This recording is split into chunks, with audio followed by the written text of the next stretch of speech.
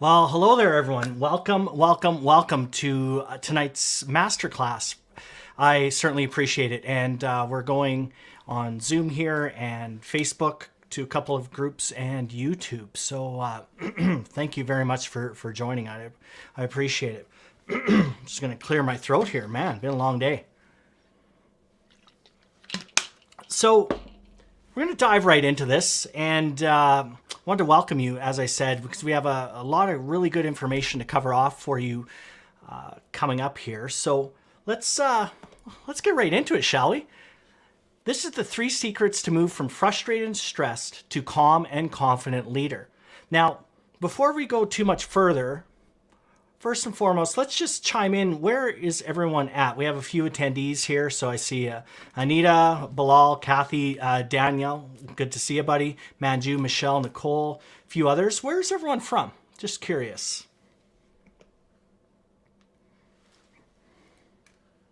Good old Winnipeg. All right. Calgary? Oh, okay. Calgary. I'm a Flames fan. I live in Edmonton. All right. Sunila. Awesome. New York, Michelle, so far is winning. Lethbridge, Nanaimo, beautiful part of our country for sure. Oh, that's great. Well, thank you very much for attending. I appreciate it.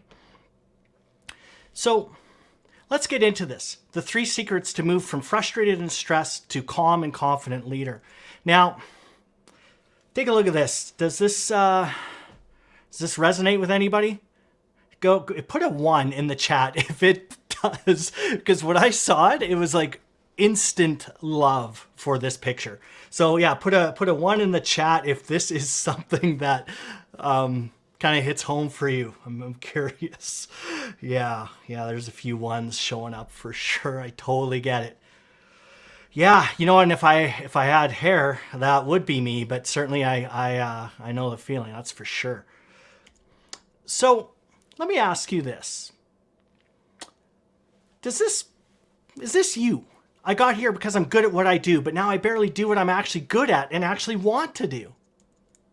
Or I spend all of my time managing people, projects, and a never-ending stream of emails, putting out fires all day long. You know what? I wish my team would just get it. Or what is this work-life balance I hear about from other people? I feel like my skills aren't being properly utilized. And on top of that, I got 0 training on how to be a good manager and leader in the first place. And last but not least, at the end of the day, I'm just peopled out. And then I don't have the energy to be fully engaged and present with my family. So I'm curious, out of those 6, which one resonates most strongly with you? Or maybe they all do. Put 1, 2, 3, 4, 5, or 6 in the chat. I'm very, very curious. Because this is what I've heard the people I've worked with. I worked with hundreds, if not thousands, and these are some of the common kind of phrases that they use. So go ahead and put in whichever one is applicable to you. I'm curious. Yeah, number 6, the end of the day, peopled out for sure. Nicole, 1 to 6. Number 4, what is this work-life balance? Totally, I know. You know, it's like a unicorn. We've heard about it, but I've never actually seen it. Numbers 3 and 5. So I wish my team would just get it. Yeah. Oh, yes. And I feel like my skills aren't being properly utilized. And on top of that, I got 0 training. Yeah. Yep. Adriana, I agree with that. I see that a lot of times. Anybody else?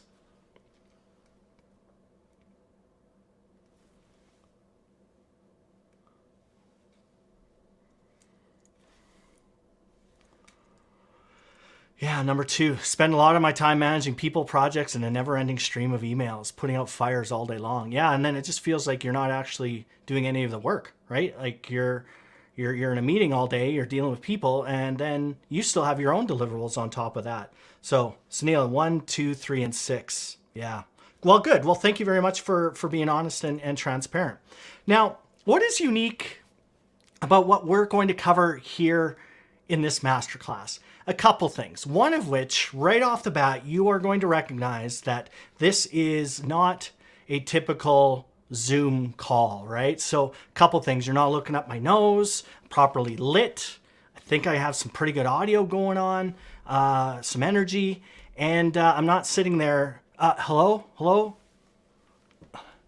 Is this thing on? What? Hello? Can you hear me now? Oh, hold on. You know, this is a good operation that we've got going on here, because I want to present as much value as I possibly can in as short a period of time as I can, and provide you as good a quality experience as we possibly can.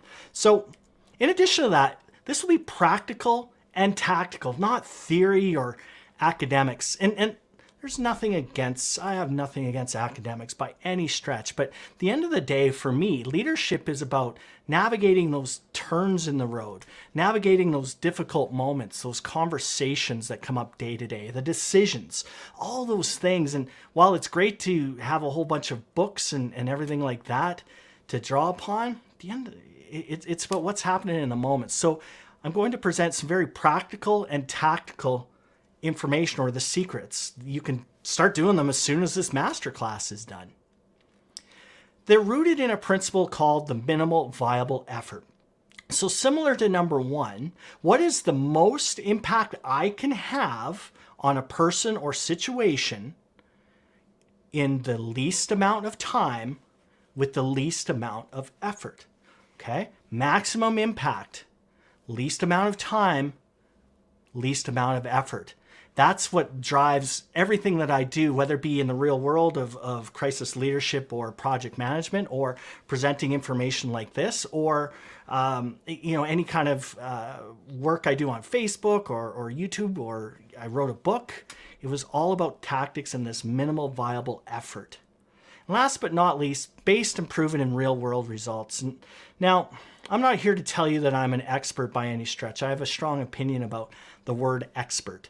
But I can tell you that everything I talk about, whether it be tonight on this masterclass, or it's in any of the other content that I produce, or any of the conversations that I have with friends and family and colleagues and even random people, I don't talk about things I don't know about. I believe in what I know, and it comes from a place of experience. It's kind of like, I'll never advocate for a product I don't use, like hair growth for men, right? I never would endorse that because I don't use it, right? So I feel very much that way with anything I present and teach. If I haven't seen it work in my own life, or if I haven't witnessed it in somebody else's leadership or their personal development or their own lives, I'm not going to talk about it. So tonight is very much about things that are based and proven in real world. Okay, so you can kind of see a theme here. It's about what works, and that's what leadership is really all about anyways.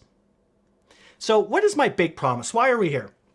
Well, by the end of this masterclass, you will be able to lead without micromanaging. Oh man, how good would that be? That is such a big piece of feedback I hear all the time, right? And we said too, like, why don't they just get it? Why don't they just get it? Well, there's a particular reason why some people don't, and we're going to talk about that, and more importantly, the secret on how to combat that. I promise that by the end of this, you'll be able to restore and remain calm. Man, how good would that be? And like I said, it's based on science. And also, you will be more decisive in any situation, whether it be at work, or at home, or you're coaching, or as a partner, or life decisions, anything like that. So I promise you that by the end of this masterclass, I will have hit all of these points to the point where you can literally, as I said, right afterwards, hit the ground running and lead without that micromanaging. Be calm and remain calm, and be a lot more decisive, and avoid analysis paralysis. A little bit of a warning, it's even in red. These are deceptively simple, and they seem too easy. And I'm the first to tell you, I am lazy. Okay, I look for efficiencies, I guess is probably a more professional way of putting it. But if there's an easy way to get from A to B, I'll try to find it, and I will experiment like crazy. I'll do trial and error, and I will get there. And so the three secrets I'm talking about tonight are kind of your hacks, your short circuit to get from A to B in these various areas. All right, we're ready to do this. Now, stay till the end. A couple reasons. One of which you're going to get the bonus, and it's I don't have a copy of it right in front of me, but it's a PDF playbook, and it's called Leading Through Uncertain Times. And I don't have to tell you, 2020 has been, it's been about growth. It's been about stress. It's been about frustration. Lots and lots of WTF moments. But it's also been about gratitude. And it's been about reflection and compassion, all these other things. But this playbook that is being offered up is kind of a culmination of my 30 plus years of experience of tactical information. So an example within the playbook is a daily crisis leaders or leading through uncertainty schedule, for example. So you have to be very, very deliberate, as we'll talk about. So it walks you through that. It talks you through some various decision-making principles, one of which we're going to talk about tonight, and a whole bunch of other things. So I encourage you to stay around to the end, and then we'll get that out to you. Oh, sorry. And the other thing too is I'm excited to be giving you an opportunity on something that's brand spanking new. And I promise you, man, it gives me such excitement to be talking about it. But I'm going to pump the brakes on it right now and get through the masterclass. But it's a great opportunity, and I think it's been a long time in coming, quite frankly. So what are some big challenges?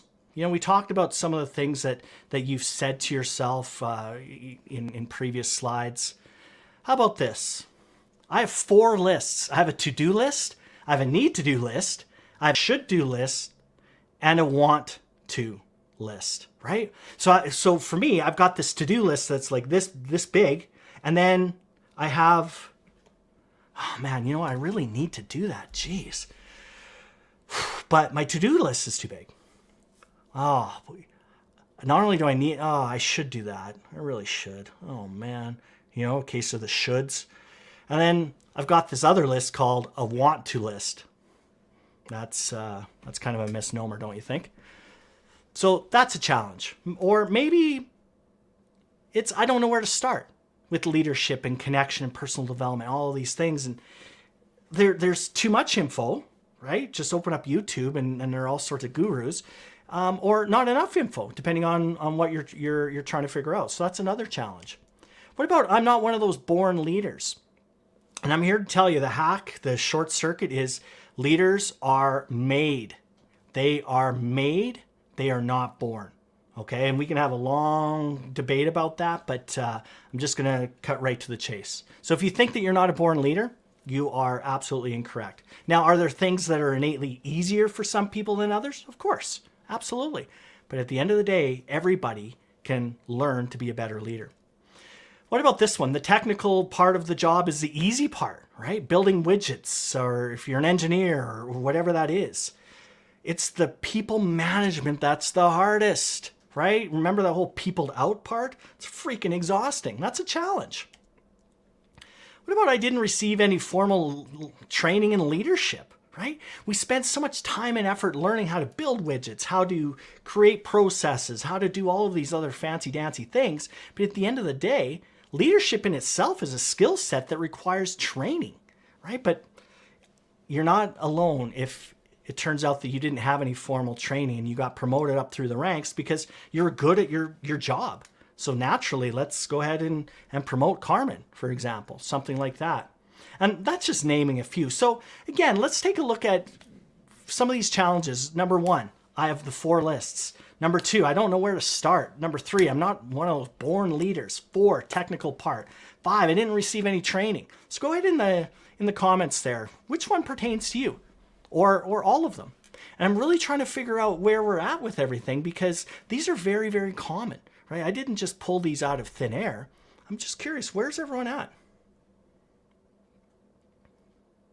If you thought this was just sitting on your butt and not doing anything, and maybe watching Schitt's Creek or something, incorrect. Incorrect. I want some interactivity here. This is great. So Kathy, okay, so we've got Bilal is number 4.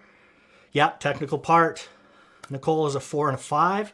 Yep. You know what's interesting, Nicole, is organizations have an expectation, though, that you are going to just go into the role and do it, right? And then don't complain either. That's the other thing. It's like kind of setting you up to fail, or it's certainly not setting you up for success, I think. Hey, Nicole? Carmen, yeah, all of them. Daniel, 3 and 5. Yep, not one of those born leaders. Again, throw the BS flag on that because we can learn. We can learn how to be leaders. Number 2 resonates, Adriana says. I don't know where to start. I know. Yeah, been there, done that. You know, I've been in this gig for a long, long time, and I have luckily the ability to kind of wade through a lot of the stuff and what makes sense, what doesn't. But to somebody just starting on this journey, man, it can be really, really hard. 1 in 4 says Anita 1. So the to-do list. Now I would submit probably everyone feels that number 1, especially during 2020. So awesome. Thank you very much for that. But there's dangers, right? Challenges, but there's opportunities. And that's what I want us to focus on during this masterclass and beyond. See, opportunities here. We've got an opportunity that we can manage without micromanaging. We can prevent yourself from flying off the handle or being triggered, right? Guilty. 2020 was all about managing, not losing your crap, right? You know, and what I found, and I'll talk about it, is just under the simmering, just below the surface, is a tension and anxiety that I haven't felt before. But using some of the techniques, or a technique that I'm talking about, and some other ones that we end up talking about in the academy that we'll discuss later, I'm able to navigate through that. But there is an opportunity that you can figure this stuff out, and you can be the person that is turned to be. You're calm, you're confident, you're decisive in difficult situations. Now, how does that sound, right? When the chips are down and there's a tough decision to make, or there's tough conversation, or whatever it is, they don't look at you and then like, oh, hey, let's talk to somebody else. No, they're actually, hey, where's Daniel? Where's Bilal? Where's Anita? Where's Nicole? You know, that sort of thing. How awesome would that be? And it can happen. So that's a real opportunity there. And now be the person who is known for and respected for just getting things done. You know, nobody in my experience wakes up in the morning and thinks, oh, today I'm going to screw up as much as I can. I'm going to be obtuse. I'm going to be uncommunicative. I'm not going to be able to make a good decision today. Actually, I'm just going to be bad at my job. No, not at all. Not at all. We all want to do a good job, and we all want to be respected, and we want to be relied upon to get things done. I would think anyways, and I don't think that you're unusual with that as well. Oops, hold on. All right, so let's take a look at this. My story, and it's all about crisis leadership and high pressure leadership situations. So an example would be, I've been in search and rescue for over 30 years. And when I first started my leadership journey, I had a situation where I became president of our local search and rescue group 2 years in. And ignorance is really bliss, frankly, because at the end of the day, knowing now what I didn't know then, I probably wouldn't have done it. But that's okay. That's okay. I've always been the type of person that instead of complaining about something and sitting in the cheap seats back there and like, hey, you suck, this is terrible, this is, we need to change. I've never been that guy. And I don't think you are either, because you're on this masterclass and you want to learn more. So I think we have a lot of those types of things in common. But I wanted to be better, and I wanted a better situation, and I wanted to affect change. And in search and rescue, I wanted to help people. Right? I want to save lives. I wanted to be better at doing the job so that we got out there faster, that we found people, and that we made the difference between literally life and death. So now, I remember an experience, it was probably 5 years, 6 years into my kind of presidency, and we were called to a search, and just picture this, okay? So it was 10 p.m., and I get the call, recognizing that no one actually talks on the phone like this anymore, but I get the call from a local RCMP detachment, law enforcement agency, and said, it's bad, we need you guys. There's a 24-month-old boy that went missing from his acreage just outside of a small rural town in northern Alberta where I live. And I was like, oh, shoot. Like, what? Give me some more deets on that. He's like, well, kid was just wearing a tank top, cloth diapers, no shoes. And he went missing. He was playing with his cousins. He was with his grandma. She was looking down, gardening or something. She looked up. He was gone. So that was earlier in the day. And now we get the call at 10 o'clock at night. And that's very typical because friends and family will search first, look for the subject. And then once they can't handle it because it's getting dark or cold, which both were factors in this case, then they call for help. So we mustered our team up and we race up to this location. So it's probably, I think, 1:30 in the morning now. So again, picture this. I pull up and there's it's pitch black. It's overcast. The moon is not lighting anything up, which is a problem. So when I drive up, I can't get into the driveway because lining this long driveway of this acreage are trucks, and primarily trucks, so I can't get through there. So I park, and now looking back, I now know what tension feels like. Just this heavy feeling of anxiety and tension and stress. So I get out, and it's so quiet. It is so quiet.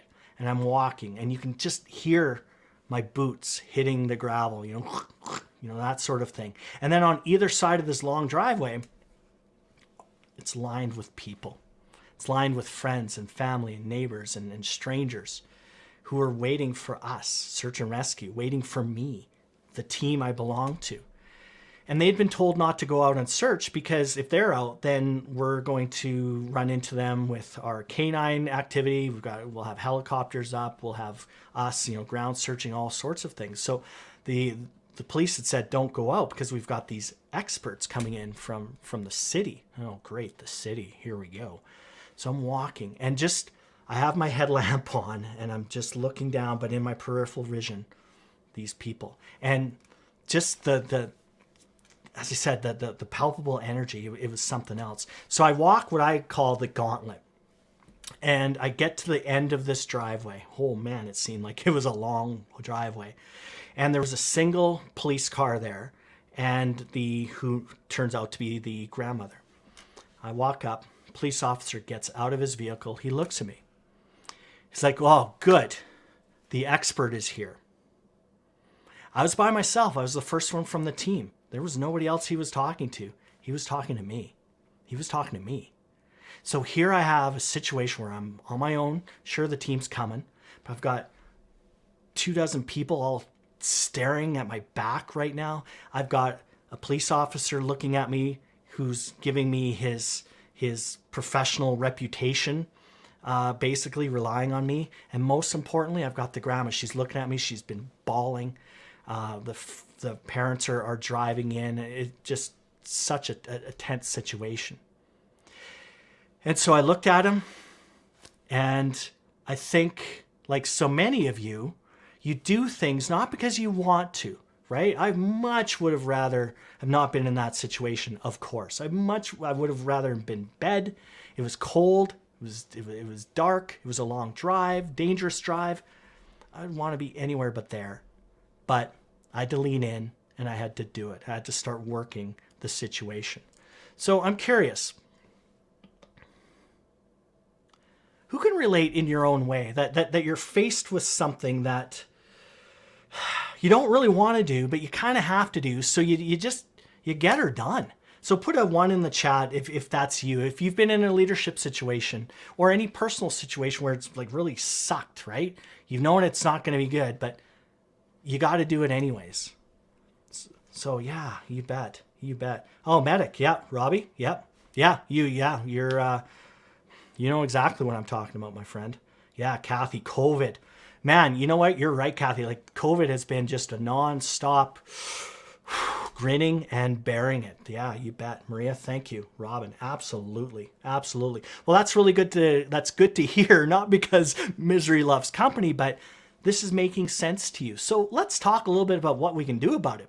So let's loop back into that big promise. You'll be able to lead without micromanaging, restore and remain calm, be more decisive, all of those things. So that if it's looking for the 2-year-old kid, or if it's having that difficult conversation with a teammate or a family member or anything like that, let's talk about how we're going to tackle that thing. So these are the 3 secrets. The first one is how to lead without having to micromanage. This is number 1 because the feedback is resounding with regard to nobody likes to micromanage. They don't. And nobody likes to be micromanaged either. So it's number 1 because, like everything, there is a very simple, but not always easy, technique or tactic or secret that we're going to talk about. And this is called leader's intent. Okay. Now, if you don't have a pen and notebook handy, by all means, please start taking some notes. Leader's intent. What the leader's intent involves is a more strategic macro view of a situation combined with a micro view. Okay. So what do I mean by that? Well, leader's intent is essentially me as a leader. I am now giving my end state. Okay, I give an end state to a person, to a team member. And that end state could be anything. So at the end, maybe it's project based, maybe it's task based. So what I'm doing is I give them the end state. So I give them the who, what, when, where, and but I don't give them the how. I don't give them the how. And that, folks, is critical. I just tell them what right looks like, and then they go out and they make it happen. And then what happens is once they have that end state, they go away, they figure out the mechanics of it, they figure out resourcing requirements, all those other things, and you now support them. So they update you on progress, they ask you for help where required, but it's like a fire and forget missile. I fire the missile, I've got it on target, or like an arrow, right? So I fire it, but the fire and forget missile makes adjustments as it goes, but its target stays the same. So that's what leader's intent is. It's giving the end state. Now, there's a lot more to it, but for our purposes tonight for this masterclass, we're being very specific. You give the end state of what right looks like. So I've got a picture of Kennedy here.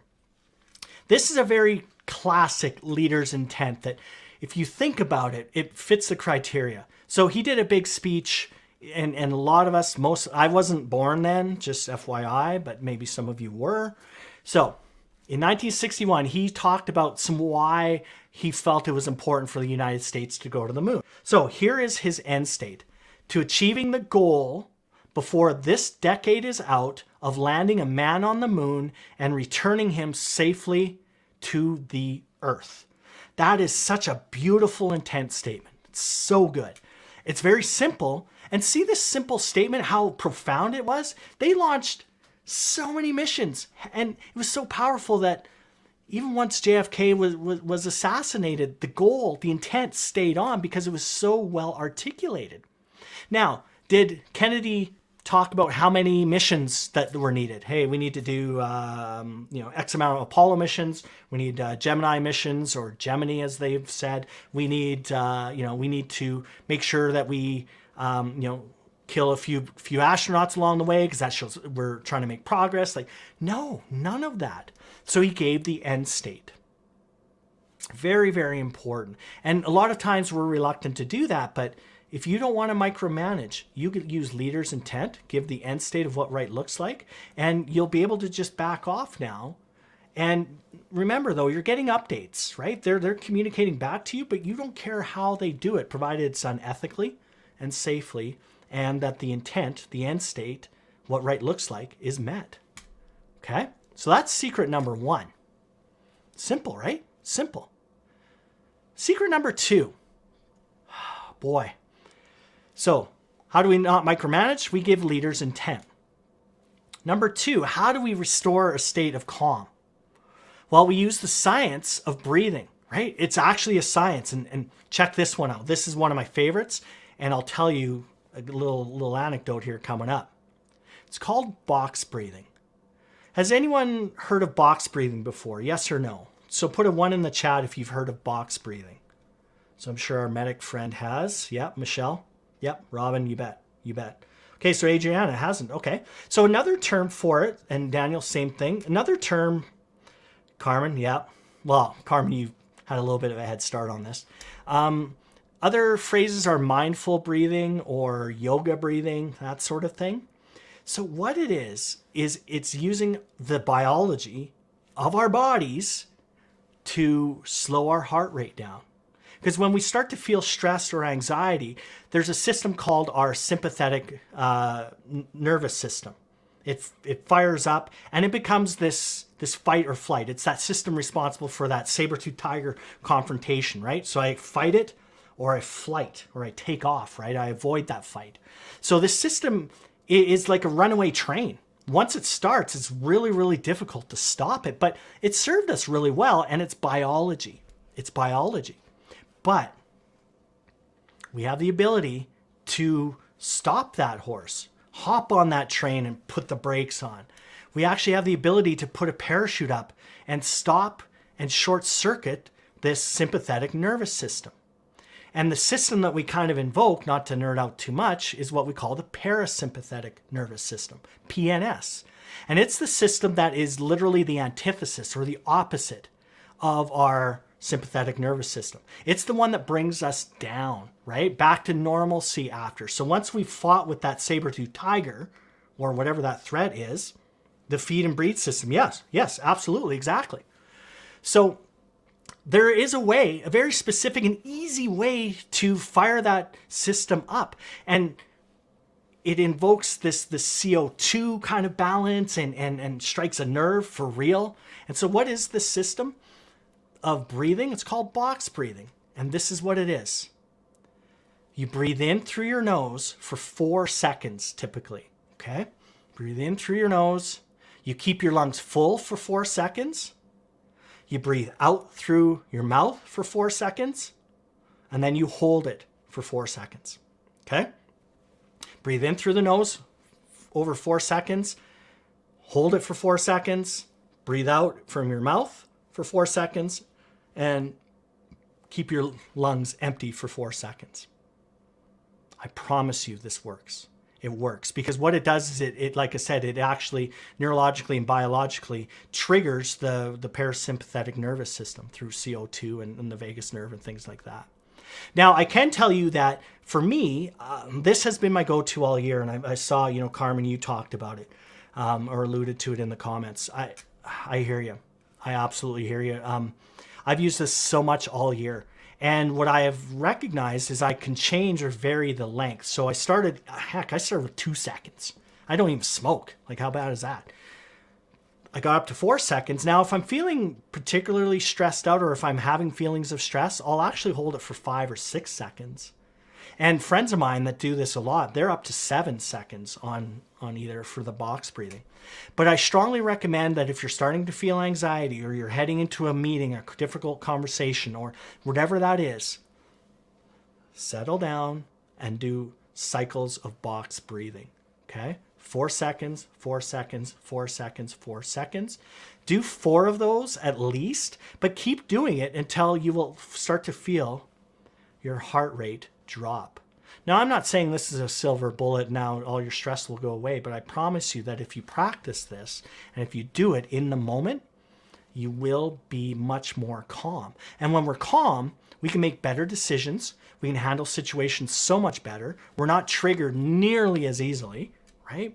And I'm a huge fan of the fact that if we handle stress better in the moment through box breathing, we'll have less impacts or less effects moving forward, right? Longer term. So if we can handle acute stress, so that the stress in the moment, we'll be better off in the long run, okay? So that's box breathing. Now, as I said, I've been using this so much and on the personal side, like my mom has dementia and talk about stress. My dad didn't want to leave the house, right? Or, the house that we grew up in. And, they had been there for 45 years and he had a strong sense of, commitment to the house and not wanting to change. So there was a lot of friction there. Obviously seeing my mom essentially lose her life in front of me, still physically there, personal relationship breakup, and then having to pivot business, right? Pivot business. I'm a speaker. I'm an in-class teacher. I'm all these things. I've taught all over the world. I've spoken all over the world, the US, all over Canada, Australia, New Zealand. Love New Zealand. there was a lot of stress. There was a lot of box breathing going on through COVID. And it continues to, but I promise you, I'm telling you because it works. It works. And so I think that, you know, what I just described here resonates with a lot of you in terms of what you were going through. Maybe not the particular situation, but now trying to figure out how to work from home, how to deal with financial challenges or some family relationship issues, whatever that might look like. So I'm here to tell you, box breathing is your absolute friend.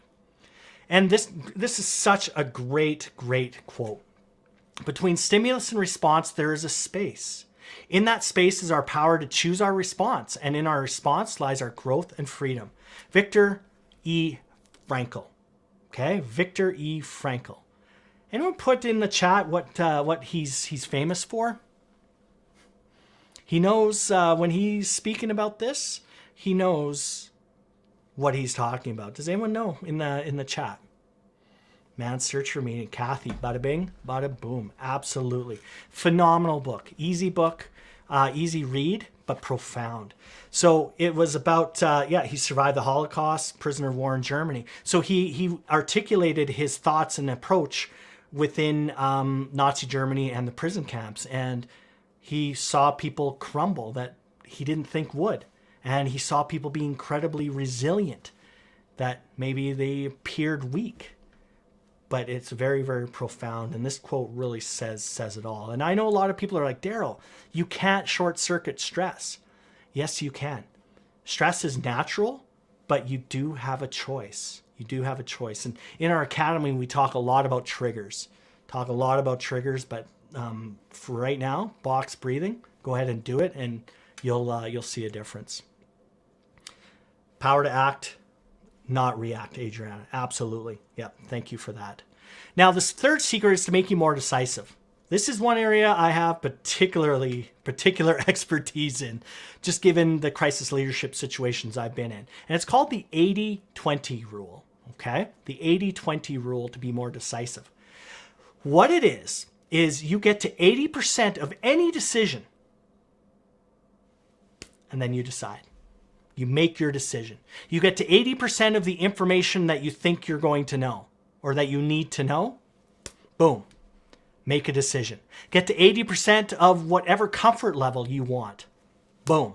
Make a decision, move forward. As leaders, our job is to affect change in the environment. Our job is to influence other people. Our job is to make the world a better place, our workplace a better place, home, whatever that looks like. And the only way we can do it is by making decisions. That's what we do as leaders. It's easy to lead when the roads are straight and there's lots of daylight. There's no decisions to make. Not at all. But leadership, relationships, connections, all those things, they're made in those turns, right? Navigating those tight turns, the potholes, trying to figure out what the road is looking like and deciding which way to go. That's what leadership is all about. And frankly, the dirty, dark secret of analysis paralysis, right? We've all been there. We've seen it. The secret of that is that in itself is a decision. Very meta. Very meta. A decision not to make a decision is a decision. So what the heck? You may as well make the right one, or at least make one. But then this is the beauty of what you need to do. Because you're probably thinking, well, Daryl, like that's like anarchy. That's going to be chaotic. If we don't have all the information, what are we going to do? Totally get it. Totally get it. But herein lies the secret. Let's make our decision. So we're going to act on it. And then we assess it. Like we monitor it. And then we adjust. That 20% is where the adjustment comes in. That's the gray area. And really smart people doing smart things and they're really good at their job, they're the ones that will figure it out for you. Okay? So that 80-20. Get to 80% of wherever the metric is and make the decision, but you adjust or you assess and then you adjust. So an example is, I remember, so this is High River in 2013. And we're in this meeting and we're trying to figure out what to do with a bunch of evacuees from a town that had been flooded. And we're in the meeting and, we're talking about it and we're kind of delaying a large scale decision on whether to shut something down or not, that would displace people or that sort of thing. And we kind of were like, you know what? And by shutting them down, I mean, shut it down and put them back into their homes, right? Back to where they wanted to be. And so we're going around the room and everyone's kind of pushing the decision off because there's a lot of variables. There's a lot of work to do around that stuff. People in the Red Cross, like Carmen, are phenomenal at what they do. They know exactly what I'm talking about here. It's a lot of work. So we're kind of putting it off. At least the team was a little bit. And it came around to me and Chad, friend of mine, he's conducting the meeting and he looks at me. He's like, Daryl, you're being awfully quiet, which is kind of unusual in itself. I get it. But I was like, and I do this when I'm pondering, right? I'm like, you know what? I'm not cool with this. I'm not cool with this. Folks, we have to remember that every day that we delay a decision, waiting for all the answers, is one more day that a single mom has to sit in a gymnasium with her 2 kids, surrounded by gangsters and who knows what else. We have to remember that every day that we delay is an elderly couple, or maybe it's an elderly mom whose kids have to run medications to her. The decisions we're making affect people. It's about human suffering and alleviating human suffering. And I get that we're not going to have all the answers, but holy shoot, folks, let's make a decision. We all know that our job is to make decisions and affect change. So let's do it. And right then and there, the whole attitude went from in the room of resignation to, you know what, you're right. You're right. That's what we do. We don't want to suffer from analysis paralysis anymore. So we went ahead and we affected some decisions and probably relied heavily on the Red Cross like Carmen. So thank you for that. This one is one of my favorite quotes. You miss 100% of the shots you don't take. Wayne Gretzky / Michael Scott. Love it, right? So this talks about you got to take that shot, right? Do that 80%. Do not suffer from analysis paralysis. Because the other thing that analysis paralysis does is it kind of starts to erode your leadership. If you can't make a decision, you're going to start to lose that respect influence. You're going to start to lose that expertise influence, that authority, that credibility. You have to make decisions. There is very little in this world that can't be undone when it comes to making a decision. Okay, so think about that. Get to 80%, act, assess, and adjust as you need to. Now, look back to a time when you were breathing down someone's neck. Think about that, right? When basically maybe you were micromanaging a little bit. Or what about when you blew up, like you were triggered? Kind of flew off the handle. If you're a parent, you know exactly what I'm talking about. Or remember back to a time when you couldn't make a decision. It was hard, right? It's sitting in your gut. Think about that. Think about those times. And think about now the techniques and tactics that we've just talked about so far. I want you to say, yes, I commit to using whatever strategy starting tomorrow. Okay? Maybe it's leader's intent. Go ahead and put that in the chat. Maybe it's box breathing. Put that in the chat. Maybe it's the 80-20 rule. Put that in the chat. Maybe it's all 3. But here's the point, folks. You have to make a decision, right? You have to make a decision. That's why you're here. That's why I'm here. Make a commitment. Make a decision. Take one of these 3 strategies right now and figure out what you're going to use. Kathy, leader's intent. Yep. Bilal, all 3. Absolutely. Yep. Anita, number 3, 80-20. Box breathing, leader's intent. Good. Michelle, number 3. So 80-20, box breathing, leader's intent. All 3. Fantastic. That's great. That's really, really good. But just promise me this, okay? Don't just BS me, because really, at the end of the day, it's about you. Commit to at least doing one and do it better. Work smarter, not harder. Okay, that's what this is all about. So starting tomorrow, whichever one you want. And then, once you get a little bit more comfortable with using one, you could pull the trigger on another one. But it's about doing the basic things, the fundamentals extremely well. That is what leadership is about. So thank you. Awesome. Awesome. Now, I want to show you something that will kind of put leadership in perspective and maybe, kind of crystallize it a little bit more. So in the lower left or lower axis here, we have low and high self-awareness and development. So things like your personal skills, I call these the inside. So things like your self-awareness, your values, what sets you off as far as fears, what triggers you, stress management, all of these internal, inside kind of components. Then on the other axis, we have low to high task execution. So that's the ability to get stuff done, okay? Now, the critical path leadership quadrants is a way of thinking about where you sit with regard to all of these things. Like, are you really into self and personal development and really evolved that way? Or are you really high on just get stuff done and who cares about what people think? So in the lower left here, we have what I would call the supervisor. The supervisor doesn't have a lot of self-awareness, doesn't have a lot of task execution, like they're not real slave drivers.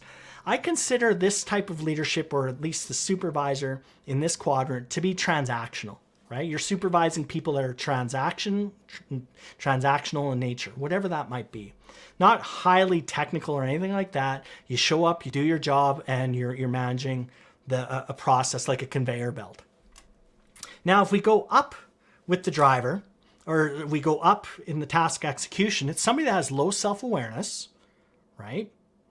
Low, what we would consider emotional intelligence, not really good at self-regulation, in fact, terrible at it, not a real good communicator either, and they cause a lot of stress around them, but they get stuff done. That's the driver, right? That's somebody that's driving the truck and there's like mowing people down left, right, and center. That's the driver, but they get things done. Therein lies the trick, right? So they actually think they're doing a good job because they're getting things done, but it's at the cost of their own health and wellness and that of their teams, okay? Now, let's look at high self-awareness in the counselor, okay? This is now a situation where high self-awareness. We do a lot of meditation and yoga or whatever that is. A high emotional intelligence, a lot of self-regulation, really good talker, great listener. But, and people love them. Everyone loves them as a person, but not necessarily as a leader. Now let's look at this other quadrant here, or in the upper right, the transformational leader. This I would characterize as somebody that has a high level of self-awareness and personal development. They are very good communicators. They are able to self-regulate so they don't get triggered easily. They are very, very good at supporting other people. And then flipping that around, they've reached the level of they get stuff done, not because of fear or intimidation, but because people want to work for them. People respect them. People trust them. That's why they get things done, not because of people are scared of repercussions or anything like that. Okay, so I have a question for you. And I don't need the answer for this. This is now more of a reflective answer. Where are you with this? Do you think you're the driver? And more importantly, what do you think other people would think about you? What would they describe you as? Because as human beings, we're not very good at self-awareness. So again, I don't need that in the chat. Just give that some thought.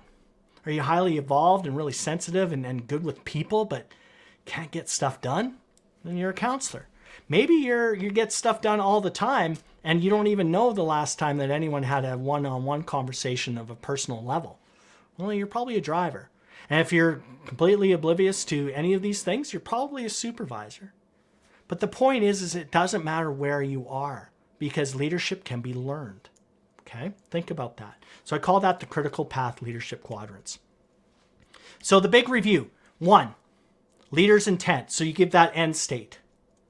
Number 2, use the defeat the beast 5-step method. Within that is box breathing. Okay? Box breathing. I get into the 5-step method a little bit in a lot more detail in the academy, but box breathing is going to be your friend. That's at 4 seconds. Inhale through your nose, hold it for 4, exhale through your mouth for 4 seconds, hold it for 4, breathe in again, and experiment with those ratios, okay? So that's secret number 2. And then this 80-20 rule, get to 80% and then pull the trigger, right? And then, but don't just forget about it. You're going to need to assess, okay? And then you adjust. You assess and you adjust. And that's where that 20% lives. We can live in that area all day long. Trust me. That's what crisis leadership is all about. That's what COVID's been all about. We don't have all the answers, so we have to make a decision and move forward and get momentum. So a question I also have for you then, how do you become this transformational leader? So we've gone through the review and really trying to figure out how to relate to the people you lead and be a positive influence and focus on your craft so you don't have to micromanage all day, or become respected and trusted, or be more fulfilled and have peace of mind. I'll tell you that last one, man, oh man, how often do we sacrifice our peace of mind for you name it, right? So we're not self-regulating very well. We're pushing ourselves. We're burned out. All of these other things.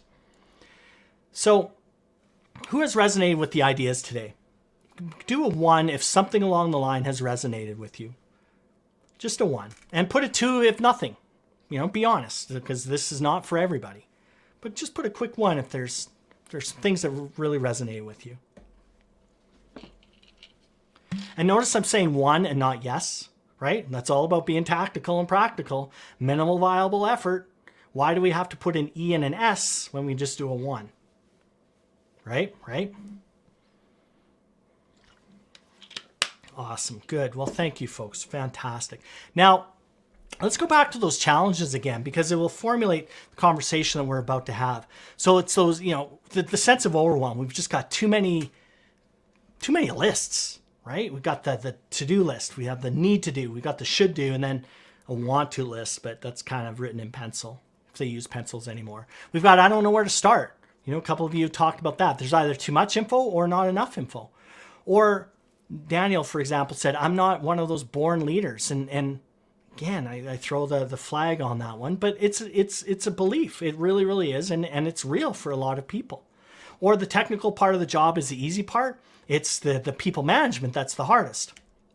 Or I didn't receive any formal training in leadership. Yeah, really, really common. I think that was, Nicole, for example, had said that one. And there's probably a lot more.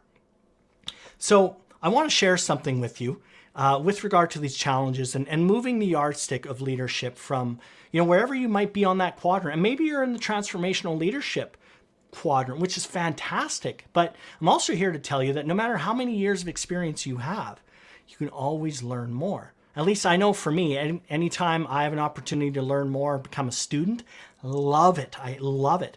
I am insatiable with podcasts. I read a ton, all of that stuff. And I love conversations with like-minded people. And so no matter where you are, you can always be learning. Now, what I'm going to share with you isn't for everyone, to be honest. And I kind of wish it was, but then flip side is, maybe I don't.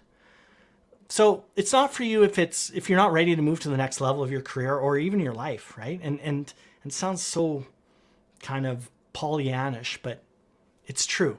The reality is a lot of people are stuck.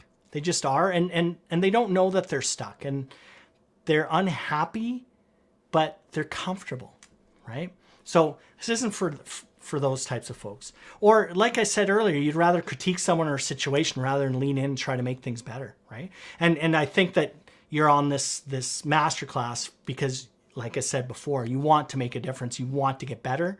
You want to get in there. And just like Brene Brown in the Man in the Arena speech, it's about the work and the toil that's happening in the arena. It's not about those that are sitting in those seats. Or, this one, you have 100 problems for every solution beyond just playing devil's advocate.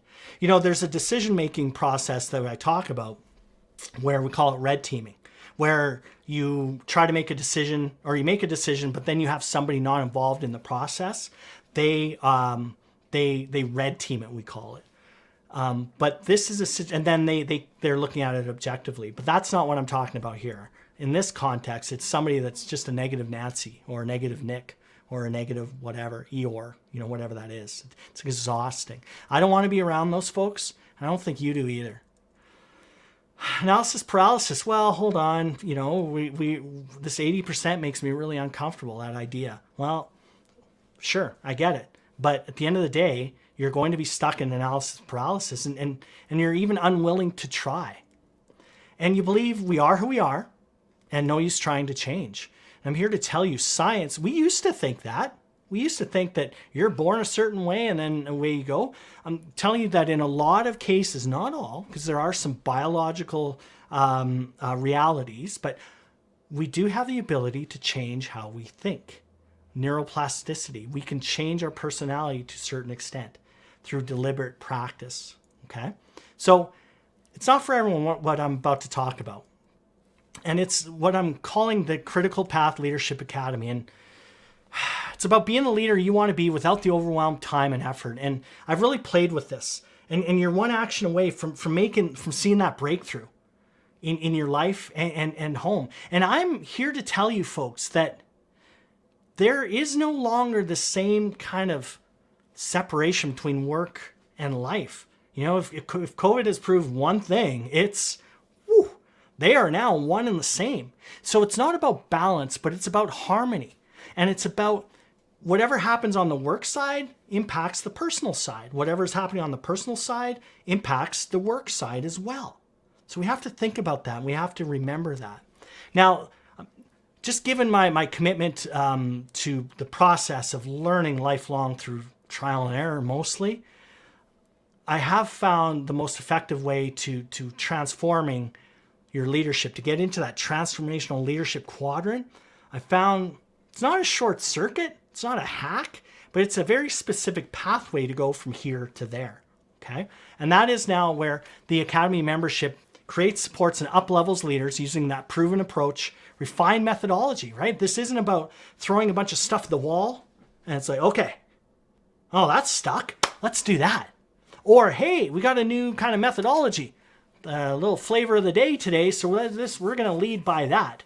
This is refined. This isn't, generic or general. And as I said, it's a very specific success path. And heck, I could show you the spreadsheets. Like, it's crazy. I just over the years, I've sat down, I've tried to I have figured it out. Now, that's not to say that I'm perfect, please, by any stretch of the imagination. But one thing I have done over those years is I've had the ability during crisis and during project management and of large projects to know what works. And I'm deliberate about it. And that's the process and the success path that I'm bringing to the Academy. So how are we going to do it? A few different ways. One of which is you're gonna feel like you finally figured out the whole people side of management and yourself. As I said, the work and life, our work persona and our personal persona are now linked. They're one and the same, folks. Okay, they're one and the same. So the quicker we realize that, the quicker that we work on the personal side, the better we're going to be at work. Okay, and I'm a huge believer in that. Personal development is also leadership development. So you're going to feel better about that. You're going to be relieved that you finally have the training. So maybe you're not getting it through your employer. Maybe you're not getting it through your organization. Whatever that looks like, I get it. Especially right now. Everything's up in the air. Budgets are, who knows what's happening. There's either too much money or not enough money, or your career development plan, your CDP, is no longer applicable, or you haven't talked to your manager in 3 months because you've been working from home and they don't do any Zoom calls with you. Whatever that looks like. But there's help. There's help. You can get the support and the training that you need to move forward regardless of your external circumstances. And this I love. Have the confidence, right? I know with my son, he's 13 and I see this as a hockey coach. Kids or people that are confident, there's nothing better. Because once they achieve that confidence, they learn better. They do more. They act better. They're happier. They're more fulfilled. So what we're talking about here is giving you the confidence to lead and positively influence a team so that they happily and willingly work their best. So you don't have to micromanage. And they want to work for you. Well, that's cool. How good would that be? But there's a way to get there. And so the leadership method, which kind of makes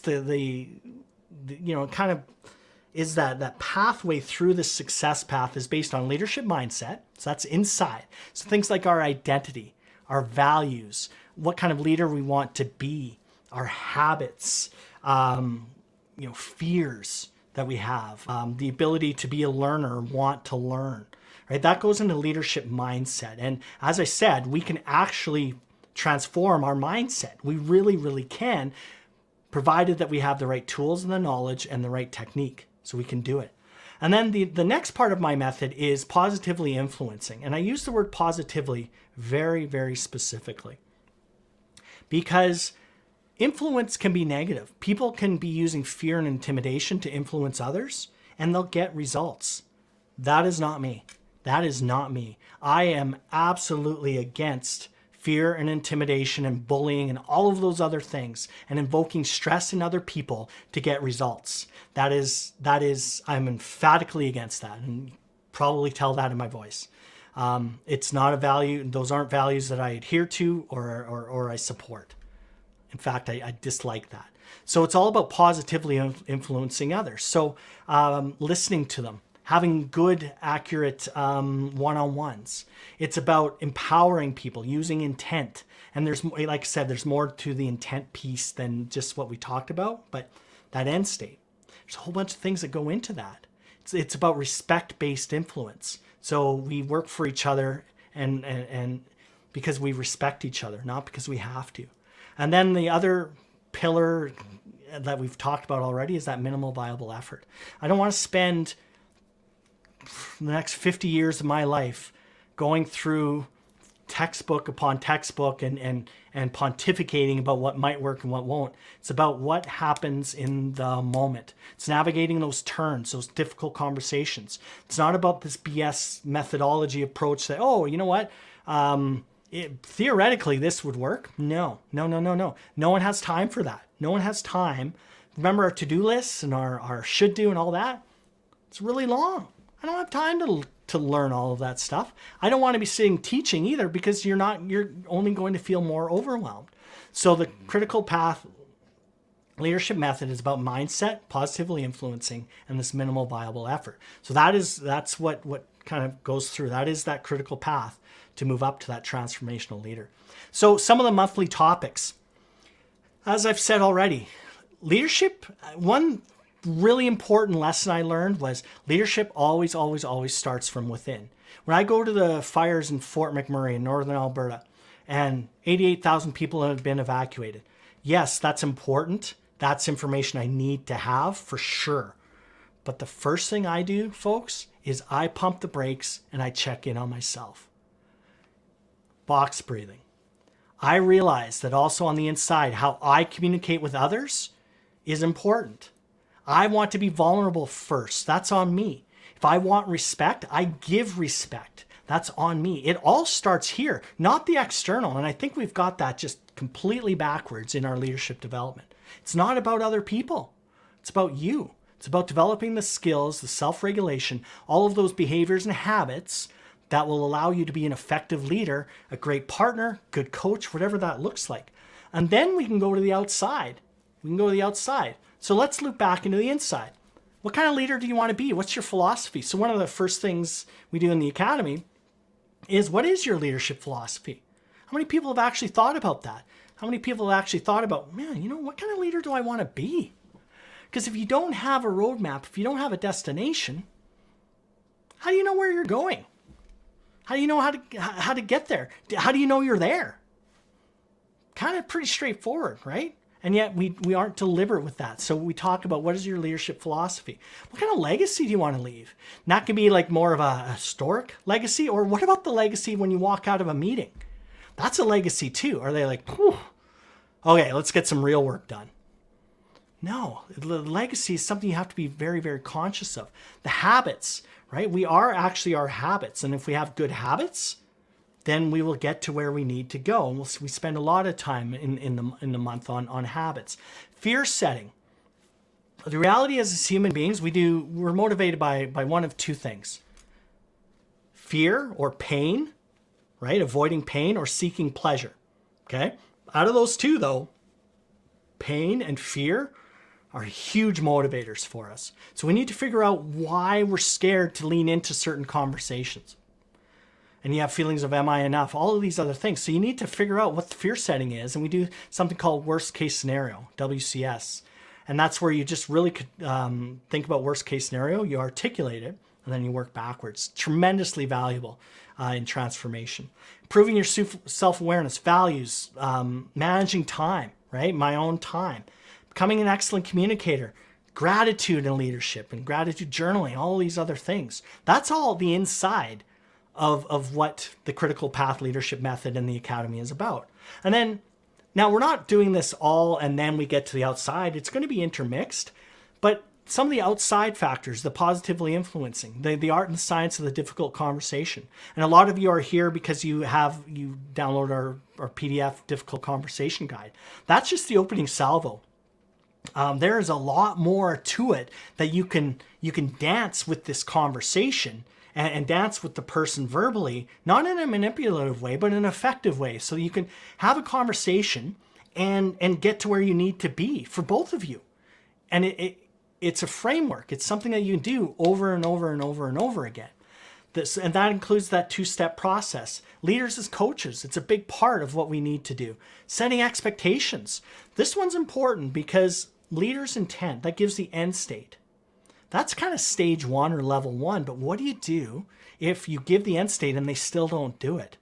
Well, the reality is you're going to have to roll up your sleeves.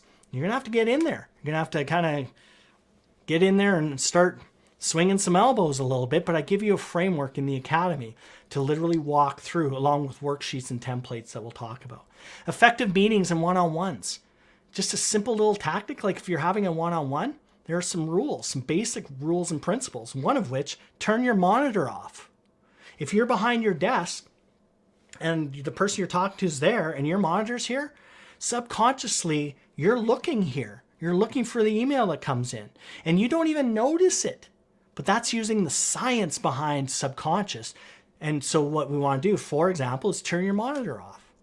Simple, simple, simple stuff, but profound in the impact. How do we performance manage? So how do we enforce standards? How do we set those standards? Because I understand that leadership isn't a utopian world where everyone's happy and everyone does what they're supposed to do when they're supposed to do it. No, I get it.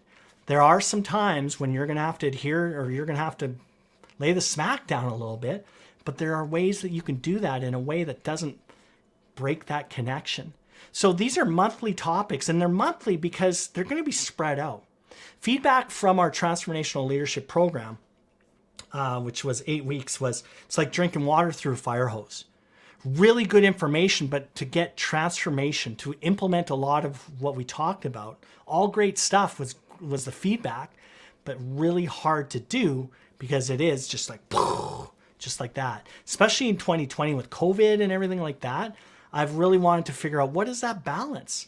I want to transform people's leadership, and what is the best way to do it? It's through the Critical Path Leadership Academy. So in addition to that, it's a membership and so the leadership charter, the triggers, right? These are all topics and it's a combination of worksheets and videos that you work through at your own time. It's not like I'm going to release it and then that afternoon be like, okay, test time, folks. No. It's not, that's not what it's about. It's about supporting you and helping you implement what we're talking about. So we would release pieces of information and then give you a week or two, and then we'd hop onto a coaching call and a Q&A on Zoom, for example. And then here are some of the frameworks and templates. So the Defeat the Beast 5-step. So you can see, I don't know if you can read that really well, but the box breathing is one element out of that 5-step. And this is just, the tip of the iceberg. So all sorts of frameworks and templates that are going to be yours as we go through them. So then how are we going to do that? Well, the nerd in me loves this part. There's a technology not based on Netflix, but it is a Netflix style experience. So the videos and content will be searchable. There'll be transcriptions, there'll be audio. They'll be exactly like you're logging into Netflix, but it's your course content. It's not like a static, here's the left-hand menu and where's my stuff. It's like, boom, right there for you based on what you want to consume. Because that's what I want. I want you to consume and transform because that's what the membership is all about. Success for me is transformation for you. Then we'll have a Facebook group, and it's exclusive to Academy members only, where we can hop in and we can share wins. We can share challenges. One of the things I'm really looking forward to is creating a community of like-minded people that can support each other. And I know that it will reach a point. I don't have all the answers, folks. I don't. But you do. You do amongst the community. Somebody has dealt with it before. Somebody has seen it before. Somebody has fresh eyes. Somebody can support you. And they're not even maybe from your organization. So they'll be able to look at it and say, hey, you know what? Have you tried that? Boom. Away you go. And again, sharing wins. Like, man, there's nothing better than having a conversation with somebody and the light goes on. We want you to tell people about that.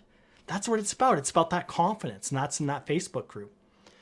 Membership, Zoom calls, right? So Q&A, monthly coaching, whatever that looks like. Or we hop on Zoom for an hour or 2 or 3. A lot of cases, I actually don't care. I've interacted with a number of you even on, through email or text or whatever. And I'm not pumping my own tires, but I give a shit. I do. I care about the people I interact with. I care about leadership. I care about society. I give back. I've been volunteering for over 30 years. So if it means we hop on a call, Zoom call for more than an hour, even though it's scheduled for an hour, if you need help, we'll go there. We'll absolutely go there. So Dharma, you talked about I have a community. And so,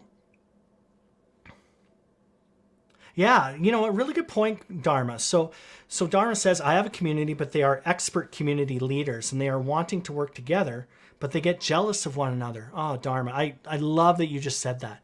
Because I'll tell you one thing, I will be a hard ass. There is nobody better or worse in the academy than anybody else. I don't give a shoot if you've been doing leadership for 25 years and you're the CEO of a company, or if you just got a promotion and you're just working off of the factory floor. We are all the same. We put our pants on the same. And during COVID, there's sweats, but I digress. So Dharma, I love that. It's all about culture and like-minded people and supporting each other. I love that. I love that. That's what it's about. So thank you for bringing that up. I appreciate that. So that's another way that we're going to make sure that you get the transformation that you need. So in terms of the mechanics of what this looks like, well, first of all, this is brand new. And I'm here to tell you folks, my intention is to make this the most valuable leadership membership resource in the world, on the planet. And by association or subsequently, it's going to be big. It's going to be big. And I'm looking at you very, very sternly because I believe in it. That is the idea. This is what we need. We need the opportunities. We need the education. We need all those things. We need the support in the community to get better as leaders and get better as people, frankly. So if you register over the next little while here that we'll talk about, the founding member rate pricing, it's never going to be this same offer again, and you're locked in for a lifetime. All right, and I'm in this for the long haul, and I'm also planning to increase the price of admission in the very, very near future, for example. You're going to have that transformational leadership program I talked about, but it will be, so the content, it's not going to be delivered, like through a fire hose, drinking water through a fire hose. This will be done in a very deliberate, specific way. You'll have that monthly group coaching and that question and answer included as well. And then the leadership essentials. So some of you have gone through the LE program already. So what this program will be is about getting a quick start to your leadership. And Carmen, you've gone through it here, and you could probably pipe up. And I'll just delete your comment if it's negative, so go ahead and be honest. But just kidding. But the idea is to get traction as quickly as possible. So the leadership essentials will be kind of this quick start, and I'll talk about that. But we're going to hit the ground running. We want to make sure you get some momentum early, and so that program is designed specifically for that. And then we have a searchable DDB content portal. So every piece of content virtually I've ever done, especially if it's video, goes into this magic. It's not magic, it's a technology, but it seems magic. to like a database or this system that you can search. So if you're looking at difficult conversations, let's say, you can type in difficult conversations, and whether it be a podcast or a lesson that we did in the academy or anything like that, then you'll be able to pull that up. Or you'll be able to download transcripts or anything like that. And Carmen, thank you. So I took away some really great nuggets that were so easy and they stuck. Yes, thank you, Carmen, for that. And that was not a paid endorsement. Now, good segue, actually. So Melissa says, I hear on a daily basis now from different people on my team, as Daryl's training says, as Daryl says. I don't think Melissa says it that well. She probably does, but work smarter, not harder. And even those that weren't in attendance are learning from the others. I'm pretty sure I can say with confidence you had positive influence on my team and they learned a lot. And I've got so much respect for Melissa here, huge advocate of our work. And I love what she does for her organization and people like Carmen, for example. So this is what Melissa has said. Jamie, who's a fire officer out east. Daryl Black has been in positions of leadership. For anyone who truly says they can't be a leader in a few weeks, working with him are probably the ones that need it, as we can all learn. And then this one I love. I had to put this in. This is from Scott. I didn't put any background because it's Scott. I know I'm starting to pick up things because my wife commented on it the other day.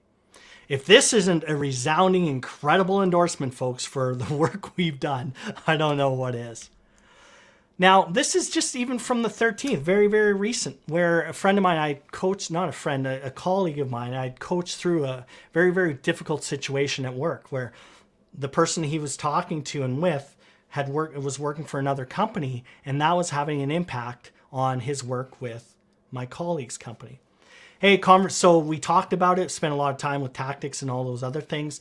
And so this was the update. Hey, conversation went good today, blah, blah, blah. Person A got to get something off his chest that somebody else was doing that was bugging him, and also admitted that his work with was bothering him quite a bit. Sounds like a toxic work environment over there. And they both also got to clear the air a little bit with each other. We're going to have another meeting next week. I asked blah, blah, blah to reflect on our conversation today and wrote down everything at his other workplace that's bothering him so we can come up with a game plan to make his current place of employment his happy place, not making things worse. Love that. And this is using our conflict resolution process. So that I love that. I love that. And that was, again, from the 13th. So in terms of what does this look like for pricing? As I said, the price, it will be going up. It just will. I'm not going to BS you. I have become of the mind that in order for me to serve more people, I need to make sure that everything is supported on my end as well. But that said, there's a couple of options for you. That $470 annually, okay, or $47 monthly. So essentially, the annual membership is 2 months off or 20%. You can go that route and you're locked in. Now remember, next year at this time, you have the opportunity to re-up for it at the same price. And then in 5 years, the same thing, no matter what. And I have some numbers in my mind around monthly costs, like around $97 or that sort of thing, if not more. That's how much value I want to bring to this. But if you get in now, you're locked in. You are good for any kind of monthly or annual plan. All right. Oh, hold on. Oh, there we go. So the value of all the things I've talked about, $3,600 US. So here again, $470. I can't stress it. I want this. I want as many people in on the ground floor as possible, because what that means to me is it endorses or validates the idea, which I know is what's needed out there, but it gets people transformation. A lot of people. It lowers that barrier to entry. So there's, as I said, you can single pay for the annual, and that is locked in for the rest of your membership, or else that $47 monthly. But there is a caveat there that I alluded to, and that is the initial cost is $94, which is 2 months. And what that is it's a commitment for me and a commitment for you to say that for the first 2 months through that Leadership Essentials quick start phase, you're in. You're going to commit to it, and I'm going to commit to you. So we're going to hit the ground running. It'll be a little bit more intense on those first 2 months, but that's okay. So Dharma, what is the schedule? So that's a really good question. We'll get to that in a second, but I can tell you that it's monthly. So we'll release information early in the month. We'll wait a week or two, and then we'll do a Zoom coaching call or a Q&A call. But so it gives you lots of time to look at the information and digest it and implement it.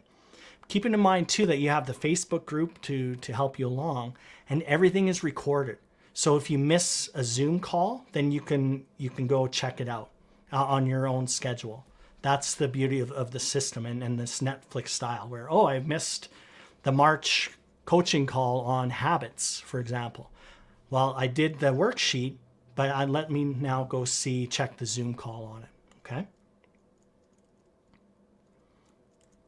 So other fast action bonuses are, for the next 24 hours, enroll as an annual founding member before midnight. So what happens here is you can add an additional person for free, like it's included in it. So for the next 24 hours, you can pay your $470 and choose somebody, whoever you want, friend, colleague, family member, whatever, and they are included in that $470 for the next 24 hours. Okay, so that's great because I know that things like this are better with other people. So you have an opportunity over the next 24 hours to talk to somebody and say, hey, you're in. And you split the cost or whatever it is that you want to do, but both of you. So it's a 2-for-1 with regard to that. 30-day guarantee on the annual. So for whatever reason, we start to go through the leadership essentials and it's not for you. Kind of, Anita, a good point. Being retired and want to pursue other areas of interest. Absolutely, for sure. I totally get it. A lot of people, this will be the ticket for the next level, so that they can retire at a higher rate. How awesome would that be? And just with a very little investment up front. So take action now. This is the URL for it. It's darreldblack.com/founders. And that founders represents the founding member pricing. And as I said, this fast action bonus is in place until midnight tomorrow. That's Wednesday, depending on when you're seeing this. But Wednesday, November 18th, midnight Eastern, the opportunity for your 2-for-1 with an annual subscription goes away. Okay, so if that's something that's of interest to you, pull the trigger on it and figure out that second person that you want. So how much time do we commit to the program, Dharma? We talked about this already. So, the program or the content, the worksheets or whatever, the initial videos will be either 30 to 60 minutes, or it may be just a live call that I teach or a colleague of mine hops onto the Zoom and we do it live, perhaps. So, but again, it's all recorded. So I can't afford it. Well, I've done everything I possibly can. I've spread that cost out. The TLP, Transformational Leadership Program, was $14.95. Big ticket item all at once. And so I wanted to take that same content and more and spread that cost out. I wanted to lower the barrier to entry. But also think to yourself, what is a promotion worth? And maybe it will help you in a job interview. Maybe it'll help you with just working with your team, and therefore they're going to be more productive and you will, and you're going to look better and you're more likely to get through the various levels of your organization. So this week I'll be emailing some reminders on it and that sort of thing. So check your email out. But so I'm open for, so Dharma, do you take monthly payments? Yeah, so that will be the $47 a month payment. So if you were to register for that, it'd be but the initial is $94, that 2 months of leadership essentials. But yeah, you can pull the trigger on the $47. And again, it's in place forever. Well, forever is kind of a long time, but for a long time, the length of your membership, Dharma. So that's a good question. Thank you. Anyone else?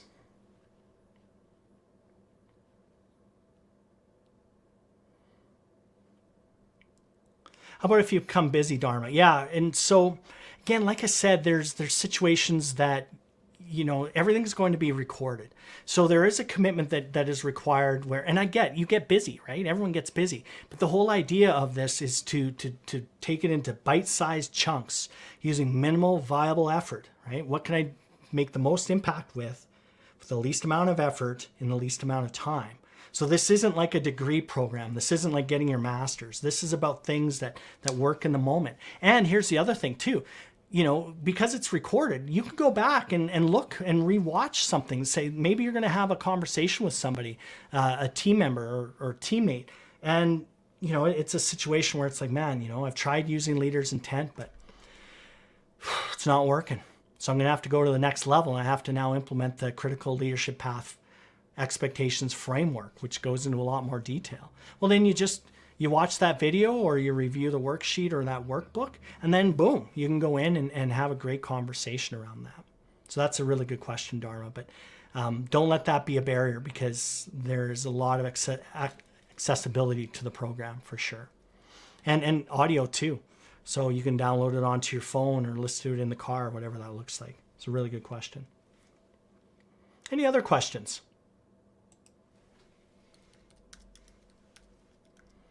All right, so I am just going to put the link into the chats here.